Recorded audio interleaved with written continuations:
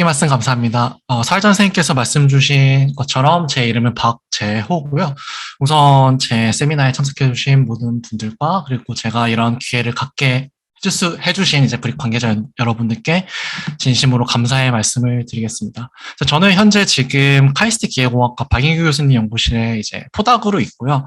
또 올해 초부터 보건산업진흥원에 이제 지원을 받아서 이제 미국 스탠포드 대학의 화학공학과 제남바우 연구실에서 이제 방문 연구원으로 연구 중에 있습니다. 그래서 이제 내년부터는 아예 여기에서 포닥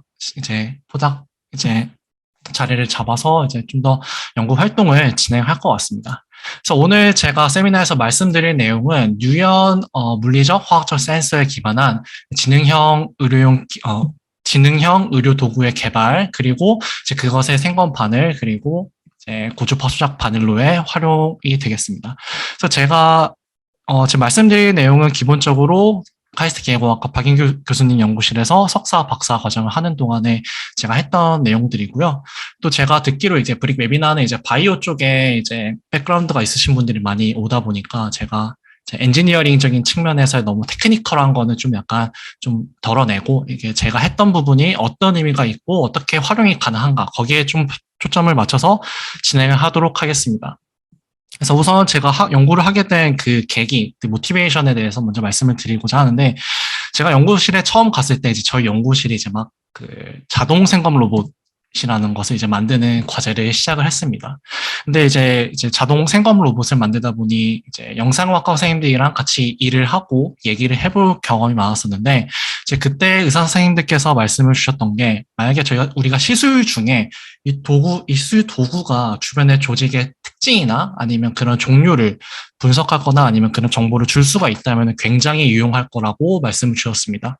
그래서 저희가 그때부터 타겟했던 거는 어떤 바늘이 있었을 때, 의료용 바늘이 있었을 때 그 끝단에 센서가 있어서 이 주변의 조직의 정보를 분석하는 그런 시스템을 제작하는 것이었습니다. 그래서 일종의 약간 지능형 의료도구, 특히 가장 심플한 버전인 지능형 의료용 바늘을 만드는 데 있었습니다.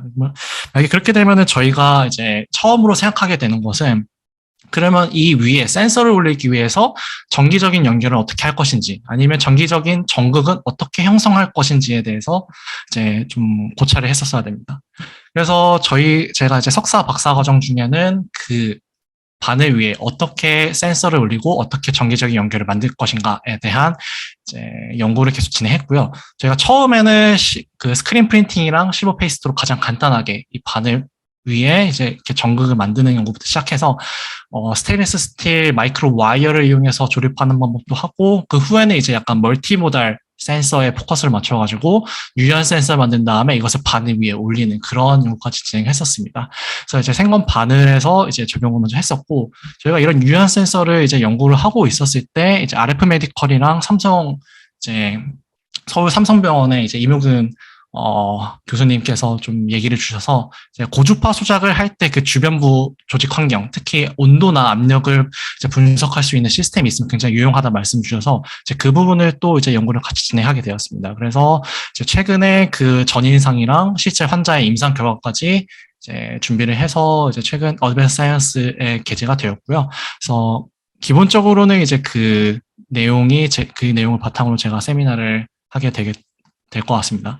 하지만 아까 말씀드린 것처럼 제가 어떤 한 주제에 대해서 너무 스페시픽하게 다루기보다는 제가 했던 게 어떤 것이고 어떠한 기능을 갖고 그가 활용될 수 있는지를 보여드리는 게 나을 것 같아서 아까 말씀드린 이제 멀티모달 센싱이 가능한 생건 바늘이랑, 그리고 또 아까 말씀드린 고주파 수작 바늘, 그 내용을 좀 둘 다 간단하게 다루고자 합니다.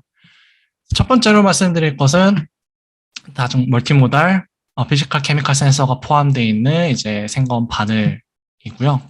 우선 생검 수술이라는 것은 만약에 어떤 환자가 있었을 때 어떤 그 환자 몸 안에 의심되는 병변이 있을 때 그것을 뜯어내가지고 현미경으로 관찰을 해야 됩니다. 그러니까 조직 분석을 해서 실제로 이게 어떤 암인지 아니면 어떤 질병인지를 분석하게 되는데, 이제 그렇게 하기 위해서 이제 이 조직을 채취해내는 그 수술을 생검 수술이라고 합니다. 그래서 외부에서부터 이런 가느다란 바늘을 변면까지 꽂아 넣고요. 그 다음에 생검총이라는 특수한 그런 의료 기구를 통해서 이 끝단에 있는 조직을 뜯어내게 됩니다. 그래서 이거를 뜯어서 이제 히스톨로지를 맡게 되고요. 이 바늘이 어디에 꽂혀 있는지는 이제 보통 CT나 아니면 초음파 같은 의료용 영상 장비를 이용해서 가이딩을 하게 됩니다. 근데 적지 않은 경우에 문제가 이 바늘이 변변에 위치하지 않거나 아니면 어떤 경우에는 실제로 그 변변 자체가 의료용 영상 장비로 아예 관측이 되지 않는 그런 문제가 있을 수가 있습니다. 그래서 저희가 생각했던 것은 이 바늘 끝에 이 주변 조직의 어떤 바이오케미컬 파라미터든 아니면 피지컬 파라미터를 측정할 수가 있으면 이런 문제를 좀 서포트할 수 있겠다, 보완할 수 있겠다 그렇게 생각한 것이 이제 시작입니다. 죄송합니다.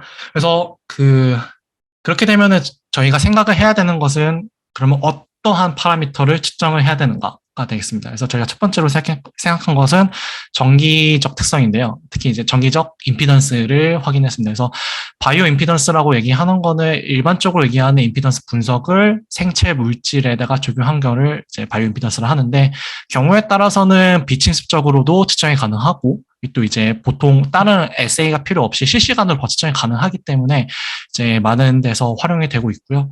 그 다음에 정상 조직과 암 조직 사이의 임피던스 차이에 대해서는 좀 보고가 많이 되어 있는 편입니다. 그래서 특히 암 병변 같은 경우는 임피던스가 특출나게 작거나 아니면 특출나게 큰 경우가 있는데 뭐 간암 아니면 전립선암 유방암 아니면은 뭐 폐암 이런 등에서 예전부터 보고된 사례가 있습니다.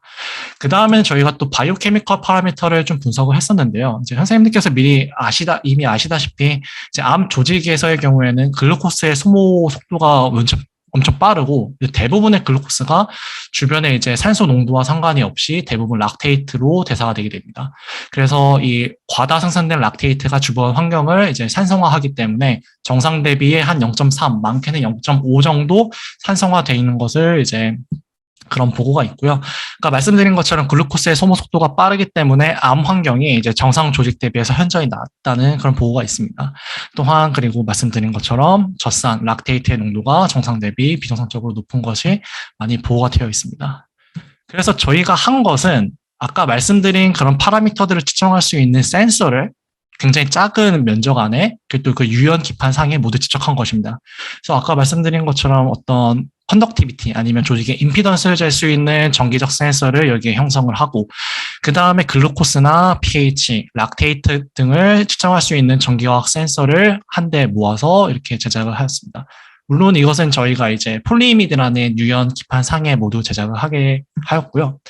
그 다음에 이 센서 후면에 이제 PSA라고 감압 접착제라는 게 있습니다. 그게 보통 포스트잇이나 아니면 여러분 쓰는 테이프에 있는 그게 쓰이는 그 접착제인데 이것을 이 센서 후면에 도표를 한 후에 다이렉트하게 바늘 표면에 붙여가지고 센서를 시장하는 그런 방법을 개발했습니다. 그 다음에 마무리로 이제 정기적인 절연이 필요한 부분에는 의료용 열 수축 튜브를 활용해서 센서를 고정을 하였습니다. 그래서 제작 과정에 대해서는 디테일하게 말씀을 하나하나 드리지는 않을 건데 일단 기본적으로는 많이 쓰는 마이크로 패브리케이션 공정을 활용했습니다. 그래서 리소그래피나 아니면은 금속 방막 증착 방법을 이용해서 센서 전극을 형성하였고요. 그 다음에 아까 말씀드린 그 전기 화학 센서에 필요한 전극들은 저희가 스크린 프린팅을 미리 만들어진 전극에 얼라인을 해서 패터닝을 좀 해왔습니다. 그래서 보시는 것처럼 여기 있는 금 전극 표면에 이제 그 전기화학 센서에 필요한 카본 전극이나 실버 클로라이드 전극이 형성이 되어 있는 것을 확인할 수가 있습니다. 그래서 그렇게 해서 실제로 만든 센서가 다음과 같습니다. 그래서 저희가 사용한 바늘은 일단 지름 1.2mm의 한 18게이지 되는 바늘이고요. 실제로 이게 실제 간 생검이나 아니면 폐 생검에 쓰이는 생검 바늘의 크기입니다. 하고 저희는 이 방금 말씀드린 센서를 폭 한 2mm 정도 안에 모두 구현해서 이제 유연 센서를 만들 수가 있었고 아까 말씀드린 그런 방법을 통해 바늘 표면에 이렇게 실장을 할 수가 있었습니다. 그래서 여기서 보시는 것처럼 살짝 투명하게 보이는 부분이 열수축 튜브로 이제 센싱을 하는 이 부분 이곳을 제외한 부분은 모두 정기적으로 절연을 한 상태입니다. 그래서 이제 바늘 길이는 한 10cm 정도 되는 데다가 만들었고요. 그래서 이 끝에 있는 부분은 상용 FPC 커넥터를 활용해서 이제 측정 계측 기기에 연결을 하였습니다. 여기서부터는 제가 이제 각각의 센서의 이제 특성을 좀 분석한 거를 말씀드릴 건데요. 일단 그 센서 특성 분석은 이제 몸 안의 피지올로지컬 환경에서 가질 수 있는 그 파라미터가 각각 가질 수 있는 그 범위 내에서의 그 특성을 측정하였습니다. 그래서 첫 번째로 전기 임피던스, 전기 전도도 센서 같은 경우에는 저희가 그냥 금 전극 4개를 활용을 하였고요. 그 다음에 이것이 이제 가장 전도도가 낮다고 알려져 있는 지방층, 대략 한 0.01 시메스퍼미터가 되고, 거기서부터 이제 약간 근육 한 1.1에서 1.2 시메스퍼미터 정도 되는 그 범위 내에서의 그 전도도를 측정했습니다. 그래서 보시는 것처럼 정확하게 측정이 되었고, 그 다음에 이제 이 센서가 여러 개를 만들었을 때 이 센서가 결국에는 어떤 컨덕티비티, 그 비전도도를 구하는데 필요한 어떤 캐리브레이션 프로세스가 있는데, 거기에 사용되는 이제 컨스탄트가 이제 여러 가지의 센서가 있을 때 거의 동일함을 확인할 수가 있습니다. 그래서 이 말은 이제 미리 미리 알고 있는 컨스탄트 그 캘리브레이션 프로세스를 통해서 다른 센서도 모두 일괄 적용할 수 있는 그런 장점이 있습니다. 그래서 이게 실제로 만들었을 때 충분히 활용 가능하다는 것을 확인을 할 수가 있었고요.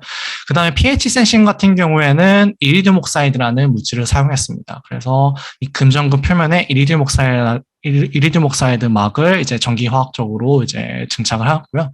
그 다음에 이 이리듐 옥사이드와 실버 클로라이드 레퍼런스 전극 사이의 포텐셜을 재면은 그 pH 값을 구할 수 있습니다. 그래서 여기서 보시는 것처럼 pH 6.6에서 pH 10.4까지 있을 때 이 센서의 포텐셜이 이제 선형적으로 변화하는 것을 확인을 할 수가 있었습니다. 그래서 여기 총 4개의 센서가 있는데요. 보시는 것처럼 센서 간의 오프셋 편차가 좀 있어서 보정이 추가적으로 필요한 상황이었습니다. 근데 여러분께서 이제 랩에서 상용으로 쓰는 pH 센서 같이 이제 그냥 투포인트의 값을 갖다 읽은 다음에 그 캘리브레이션 커브를 갖다 그리면은 보시는 것처럼 비교적 정확하게 이제 그 캘리브레이션이 가능한 것을 확인할 수가 있었습니다.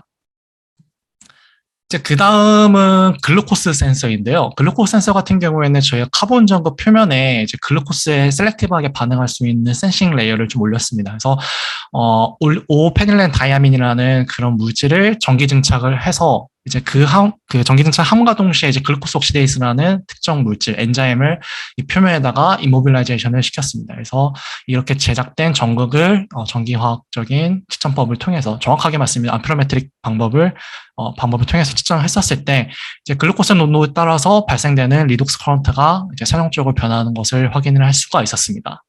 하고 이제 한 3개의 센서를 만들어서 모두 측정을 했었을 때, 그리고 하나의 센서를 반복해서 측정을 했었을 때 모두 큰 편차 없이 측정이 되는 것을 확인을 할 수가 있었습니다. 그 다음으로는 이제 마지막으로 락테이트를 측정한 센서인데요. 아까 말씀드린 그 글루코스의 경우와 거의 동일하지만은 저희가 그 멤브레인으로 사용한 게 이번에는 파이롤이라는 물질을 사용했습니다. 그래서 파이롤을 일렉트로 디파지션해서 폴리파이롤 멤브레인 만들고 거기에 이제 락테이트 옥시데이스가 이제 고정될 수 있도록 이제 준비를 해두었습니다. 똑같이 암페로메트릭 방법을 통해서 측정을 하였고요. 그 다음에 보시는 것처럼 락틱 애시드, 락테이트가 한 6mm 몰까지 있었을 때 선형적인 그래프 그 센서 특성이 보이는 것을 확인을 할 수가 있었고, 그 다음에 3개의 센서가 있었을 때 어느 정도 편차는 좀 있지만 그래도 어느 정도 비슷한 특성을 보이는 것을 확인을 했습니다. 하지만 이제 하나의 센서를 통해서 이제 반복 측정을 했었을 때는 그런 센시티비티가 급격하게 좀 떨어지는 현상을 확인할 수 있었는데요. 일반적으로 이제 락테이트 옥시데이스 같은 경우에는 오랜 시간 그 애널라이트에 노출됐었을 때 턴오버가 좀 빨리 발생하는 경향이 있어서 이제 이런 현상이 나타난 것으로 생각을 하고 있습니다. 하지만 저희가 지금 그 생검 바늘을 이제 실제 생검 시술을 위해서 삽입을 했었을 때 그 실제 삽입되어 있는 시간이 그렇게 길지가 않습니다. 그래서 그렇기도 하고 이게 반복 사용되지도 않고 이제 한 번 측정을 하는 것으로 끝나기 때문에 아마 이런 문제가 있는 게 저희가 실제로 사용하는 시나리오에는 크게 문제가 없으리라고 생각을 하고 있습니다. 그래서 저희가 제작한 이 시스템을 실제 그런 생검 바늘 삽입 그런 삽입 시나리오에 어떻게 매칭을 시켜서 실험을 할 수 있을까 좀 고민을 많이 했었는데요. 저희가 일단 어떤 애니멀 모델 이런 걸 갖다 준비하기는 굉장히 어려웠어서 일단 하이드로젤 팬텀을 기반으로 좀 준비를 했습니다. 그래서 타겟 자체는 정상관 조직과 간암 조직을 했었고요. 보시는 것처럼 이제 팬텀을 준비했을 때 약간 안쪽에 어떠한 코어가 있고 바깥이 감싸고 있는 이런 컴포짓 형태를 구성했습니다. 그래서 이 바깥쪽에 있는 것은 이제 정상 간을 갖다 모사한 팬텀이고요. 그래서 전기 전도도가 한 0.1 pH가 한 7.3, 글루코스가 한 2.5mm몰, 락테이트가 한 2.2, 2.5mm몰 되는 하이드로젠 펜텀을 준비했습니다. 그다음에 이 안쪽에는 이제 실제 간암에 이제 보고되어 있는 그 파라미터를 갖고 있는 하이드로젠을 준비했고요. 전기 전도도는 훨씬 높은 한 0.2 정도, pH는 산성화되어 있는 6.7 정도, 글루코스는 낮은 1mm몰, 락테이트는 높은 한 6mm몰 정도로 제작을 해서 제 샘플을 준비해 두었습니다. 그래서 지금은 이제 실제로 저희가 준비를 했던, 그러니까 저희가 준비한 팬텀으로 이제 실험했었을 때의 결과인데요.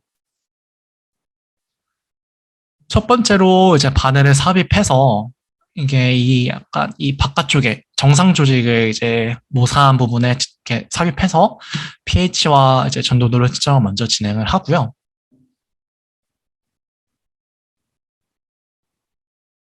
그 다음에 이제 어느 정도 측정이 끝나면은 글루코스와 락테이트 측정을 이제 순차적으로 진행하게 됩니다. 그 다음에는 이제 바늘을 좀 더 이 안쪽에 이너코어 완전 그 암모사된 그 조직까지 찔러 넣은 다음에 추가 측정을 또 진행합니다. 그래서 pH랑 전도도 측정을 진행한 다음에 이제 글루코스와 락테이트 측정을 다시 반복해서 하게 됩니다. 그렇게 해서 측정된 결과에 정리된 값이 이 오른쪽의 그래프와 같습니다. 그래서 저희가 실제로 준비했던 이 바깥쪽에 있는 정상 조직이랑 이 안쪽에 있는 암모사 조직 사이의 차이와 유사하게 그 값이 관측되는 것을 확인할 수가 있었습니다. 그래서 전기 전도도 같은 경우에는 한 2배 정도, pH 같은 경우에는 한 0.3 정도 좀 더 애시딕한 환경, 글루코스 같은 경우에는 한 1.35mm몰 정도 작고, 락테이트는 한 1.4mm 정도 더 높게 되는 것을 이제 추측을 할 수가 있었습니다. 그래서 여기까지 일단 생검 관련된 내용을 정리해서 말씀드리고, 이제 그 다음으로는 아까 말씀드린 것처럼 고주파 소작 바늘, 거기에다가 이제 온도 센서나 압력 센서가 이제 직접을 해서 소작 중에 이제 주변 환경을 측정할 수 있는 시스템에 대한 내용을 좀 말씀드리고자 합니다. 그래서 그 전에 고주파 소작술, 라디오 프리퀀시 어블레이션 또는 RFA가 뭔지를 좀 먼저 말씀드려야 될 것 같은데요. 기본적으로는 몸 안에 있는 어떤 종양 조직 아니면 암 조직을 최소 침투적으로 제거하기 위해 사용됩니다. 그래서 보시는 것처럼 RFA 니드라는 고주파 소작 바늘을 이 암조직이 있는 데까지 찔러 넣고요. 보시면은 암조직이 있었을 때 이렇게 바늘을 가운데 꼭 이렇게 찔러 넣게 됩니다. 그러면은 여기 이제 정기적으로 노출되어 있는 이 부분, 이 바늘을 통해 가지고 굉장히 높은 이제 전기적인 에너지를 이 바늘 통해서 주게 됩니다. 제가 알기로는 대충 한 200kHz에서 400kHz 정도 되는데, P2픽 볼티지가 한 100에서 200V 정도 되는 걸로 알고 있습니다. 그래서 굉장히 고압의 전압 전류를 몸 안에 흐르게 되는데, 그렇게 되면 이 주변에 있는 조직의 이온들이 진동을 하면서 열을 발생하게 됩니다. 그러면 그 열을 통해서 내부에 있는 조직을 태울 수가 있고, 이제 결과적으로는 암 조직을 제거해낼 수 있는 그런 방법이 되겠습니다. 그래서 가장 큰 장점은 이제 개복을 하지 않아도 된다이고, 이제 그 말이 이제 환자 회복이 굉장히 빠르다는 장점이 있겠습니다. 근데 그럼에도 제가 알기로는 이제 그럼에도 불구하고 그 환자의 생존율 3년, 5년 생존율이 거의 절개 그 개복을 해서 하는 수술이랑 비슷한 정도인 것을 알아서 굉장히 좀 이제 곽광을 많이 받고 있는 수술법입니다. 근데 이제 이런 RFA 같은 경우에 좀 발생하는 문제가 뭐냐면은 아까 말씀드린 것처럼 이 내부가 굉장히 고온이 됩니다. 그래서 이 고온이 되면서 이 내부에 있는 물들이 수증기가 되고, 이 수증기가 쌓이다 보니까 안에 내부 압력이 차게 됩니다. 그래서 결과적으로는 이게 완전히 터지면서 안에 수증기가 완전히 이렇게 폭발하는 그런 현상이 있는데요. 그걸 저희가 보통 스팀팝, 아니면 스팀 파핑 현상이라고 얘기를 합니다. 그래서 이게 굉장히 좀 논란거리가 있긴 한데, 이게 이 내부에 만약에 스팀팝이 발생했을 때 이 충격이 이 내부에 아직 덜 인액티베이션 돼 있는 캔서 셀들이 주변에 터지면서 주변으로 뻗어나가면서 이렇게 2차, 3차 전이가 발생될 수 있다. 뭐 이런 얘기가 있습니다. 근데 아직 약간 논란거리에 있긴 한데, 그래서 그래서 결과적으로 이제 스팀팝을 좀 모니터링하고 이것을 예측하거나 아니면 분석할 수 있는 툴이 이제 필요하다고 말씀드리고, 그리고 또 이게 만약에 예민한 조직, 심장이나 뭐 이런 약간 예민한 조직 같은 경우에는 스팀 파핑이 일어났을 때 잘못하면은 조직 천공이 일어나는 문제가 있습니다. 그래서 그게 굉장히 위험한 상황이기 때문에 이런 현상을 좀 제어하고 모니터링하는 시스템이 필요하다고 제가 말을 들었고 이제 시작하게 됐습니다. 그래서 아까 했던 것처럼 센서를 만들고 여기에 온도와 압력을 측정할 수 있는 센서를 이 소작부 끝단에 이제 위치시키는 그런 시스템을 개발하였습니다. 그래서 센서 자체에 대한 구조는 다음과 같습니다. 그래서 밑에 부분에 그 기판으로는 기본적으로 플루이미드를 썼고요. 그 다음에 온도 센서는 금전극, 그 다음에 가운데에 이제 플루이미드 인슐레이팅 레이어가 있고, 이 위에 이제 압력 센서를 위한 전극, 그리고 압력 센싱 레이어로는 이제 CNT가 표면에 코팅되어 있는 폴리이미드 필름을 제작했습니다. 그리고 여기 표면에는 이제 센시티비티를 높이기 위해서 이제 마이크로 피라미드 형태가 있는 그런 멤브레인을 제작했고요. 네, 보시는 것처럼 이 표면에 그 CNT 레이어를 형성을 해서 이제 전도성을 갖도록 제작을 하였습니다. 그래서 기본적인 센싱 원리는 이 막과 이 센싱 전극 사이에 접촉 저항의 변화를 이제 압력과 이제 매칭, 코릴레이션 시켜가지고 측정을 하게 되었습니다. 그래서 보시는 것처럼 만약에 압력이 여기 이 외부에 좀 더 이게 작용을 하게 된다면은 이 밑에 전극과 이 전도성 폴리이미드 막 사이에 저항이 더 감소하게 돼서 결과적으로 측정하는 센서의 저항이 감소하게 되는 그런 현상과 그 현상을 이용해서 측정을 진행했습니다. 그 다음에 온도 센서 같은 경우에는 이제 보통 RTD라고 얘기를 하는 기본적인 메탈의 특성을 활용했습니다. 그래서 만약에 온도가 올라가면은 이제 금속 같은 경우에는 비저항이 올라가게 됩니다. 정기적인 비저항이 올라가게 됩니다. 그래서 단순히 정기적 저항을 측정함으로써 이 외부에 이 레이어에 있는 온도를 유출할 수 있게 됩니다. 그래서 저희가 이제 시스템을 만든 것 자체는 별반 차이가 없습니다. 이전 제가 말씀드린 것과. 그래서 아까 말씀드린 센서를 제작을 하고 이것을 밑에 후면에 PSA를 바른 후 표면에 부착한 뒤, 그 다음에 이제 그 열 수축 튜브를 통해서 센서를 고정을 하게 됩니다. 그래서 실제로 저희가 제작한 센서가 직접된 이제 RFA 니들은 다음과 같고, 오른쪽에 저희가 실제로 준비한 그 바늘이 되겠습니다. 그래서 보시는 것처럼 이제 내부 고주파 소작술에 필요한 냉각수에 위한 튜브도 있고, 이 센서 그리고 이 바늘 자체에 인가되는 고주파, 그 고주파를 위한 커넥터가 또 준비가 되어 있습니다. 그리고 이 경계 부분에 보시면은 이 왼쪽에는 이제 메탈이 이제 깔끔하게 노출이 되어 있지만 이 바로 끝에 저희가 준비했던 압력 센서나 아니면 온도 센서가 이제 위치를 하고 이게 완전히 이제 인슐레이션이 되어 있는 것을 확인할 수가 있습니다.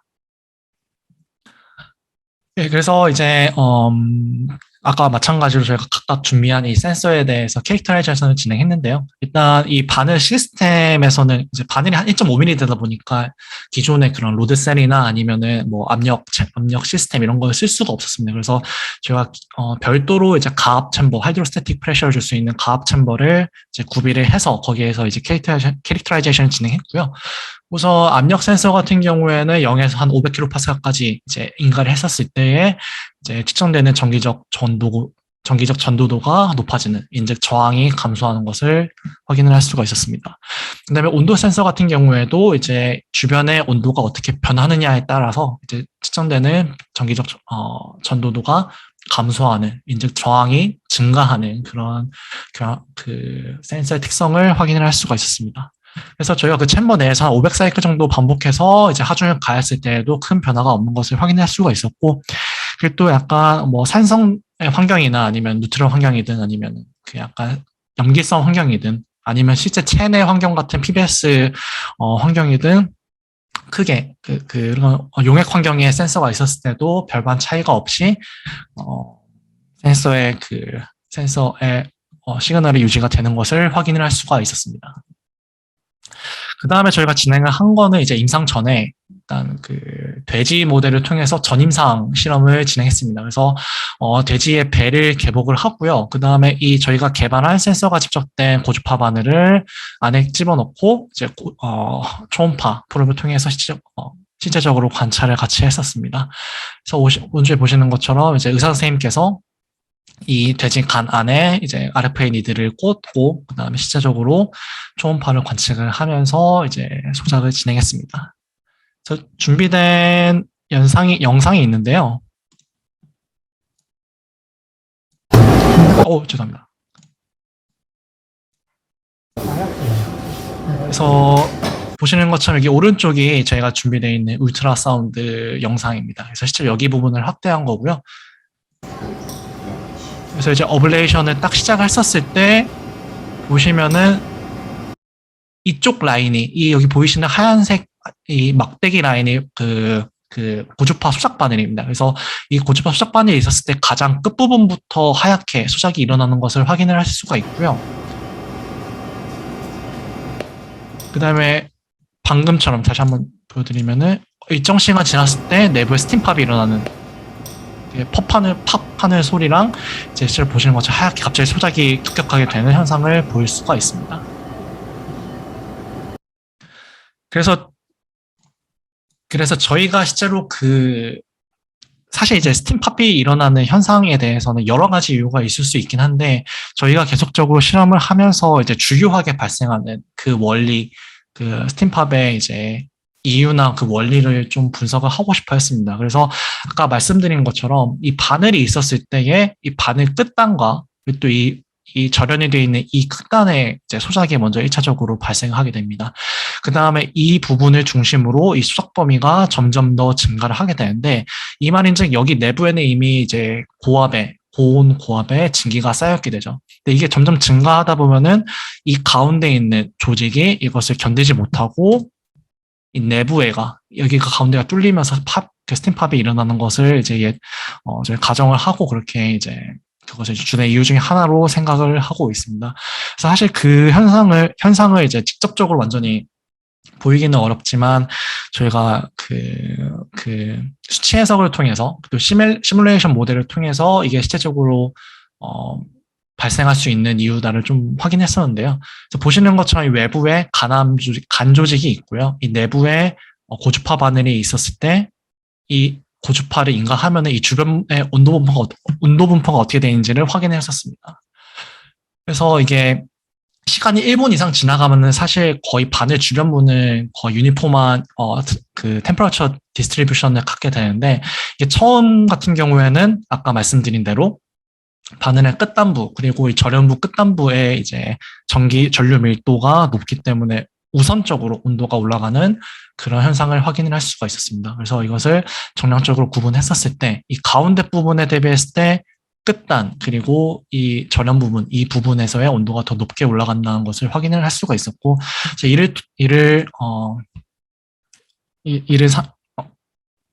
감사합니다. 이를 바탕으로 삼아서 저희가 이제 생각했던 그런 스팀팝의 시나리오를 좀 밸리데이션 할 수가 있었습니다. 그래서 그 다음으로 이제 저희가 실제적으로 측정한 이제 그 온도와 압력 센서를 통해서 측정한 데이터를 이제 분석을 했었는데요.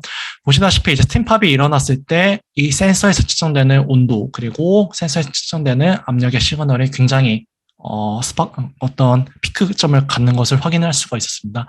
특히 온도 같은 경우에는 이제 RFA의 그 바늘의 온도가 중요하다 보니까 이제 상용 바늘의 안쪽에 이 온도를 측정할 수 있는 서모커플이 있긴 합니다. 근데 여기 안에 이제 어떤 그 냉각수가 흐르다 보니까 이 주변에 소작이 일어나고 있는 중에 이 바늘 주변부의 온도를 전혀 디텍을 할 수가 없습니다. 보시는 것처럼.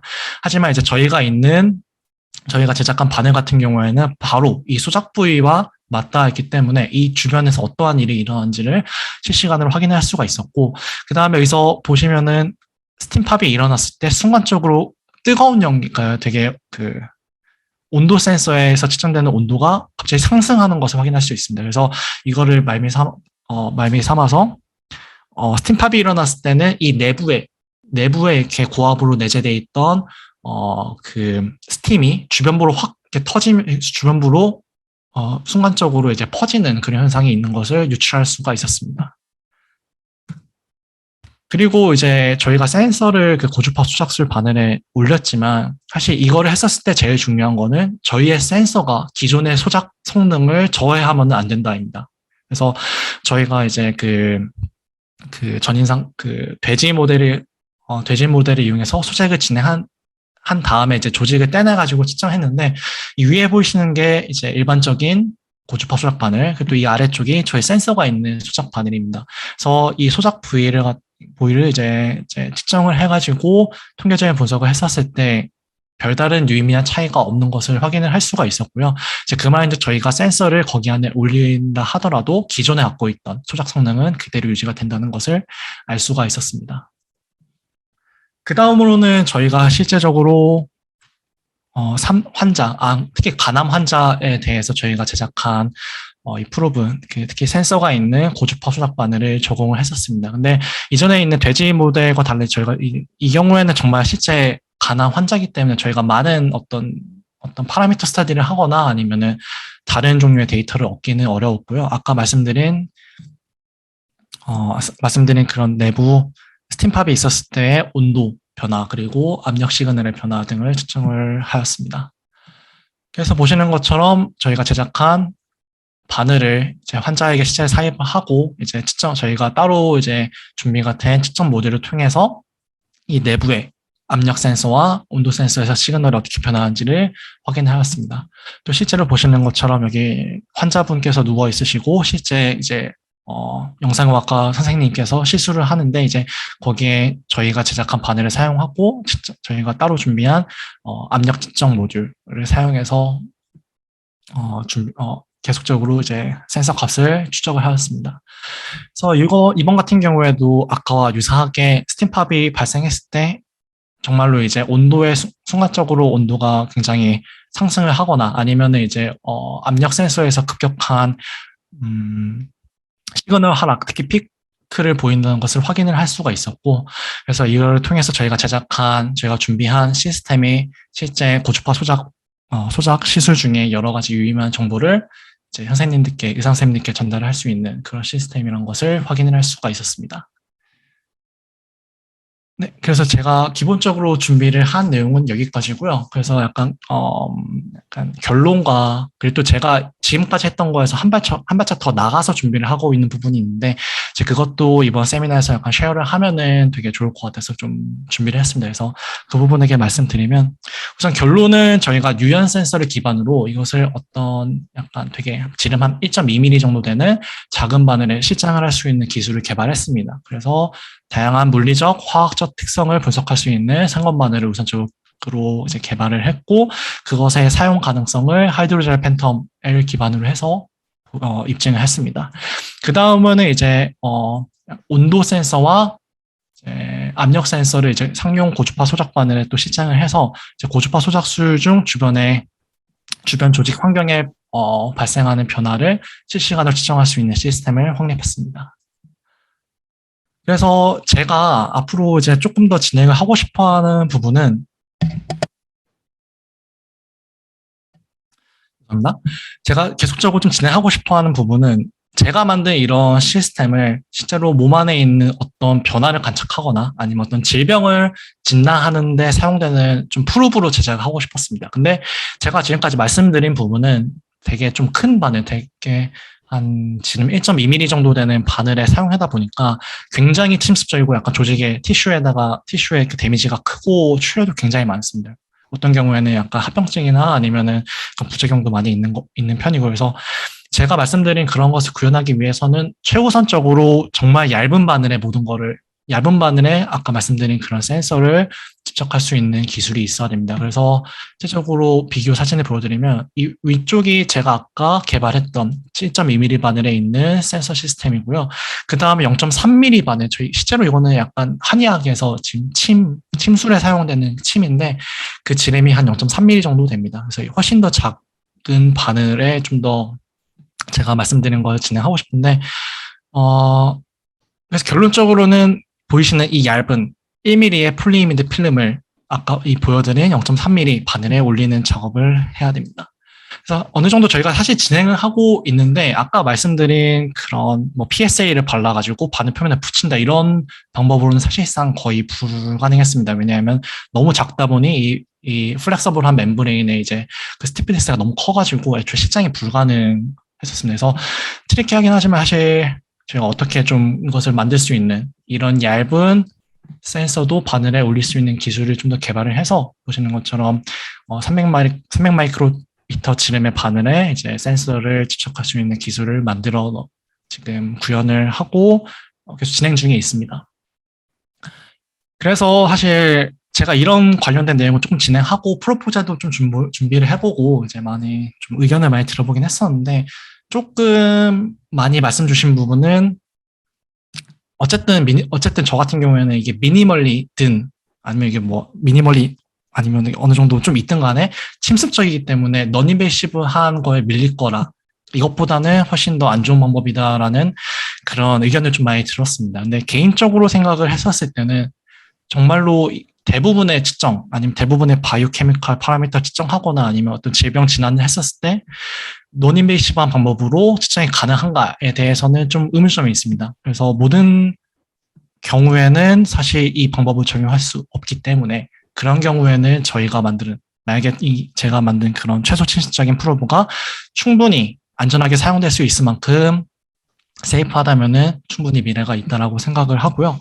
그래서 제가 아까 보여드린 그런 점들을 계속 이제 해 나가서 이제 뭐 그러니까 동물 실험 같은 경우에는 이제 소동물에도 적용을 할 수 있고 이제 어떤 쥐의 세크리파이스를 하지 않은 채로 인시추로 계속 롱텀 모니터링이 가능한 그런 시스템을 만든다든가 아니면 사람에게 같은 경우에는 이제 어떤 질병 진단을 위해서 이렇게 최소 침적인 프로브를 개발하는 게 제 최종 목표이자 이제 연구 골이라고 생각합니다. 그래서 저 같은 경우에는 엔지니어다 보니까 이것을 어떻게 해야 될까에 대한 그런 고민과 생각은 되게 많은데 이것을 어디에 적용을 해야 될까에 대한 그런 약간 인사이트는 좀 부족한 게 사실이면서 보시고 이제 저희 교수님이든 아니면 저에게든 어떠한 이제 적정한 타겟이 있든가 아니면 어떠한 지루한 모델이 있다든가 어떤 그런 아이디어가 있거나 어떤 약간 협력 연구 여지가 있으면은 언제든 말씀 주시면은 굉장히 감사할 것 같습니다.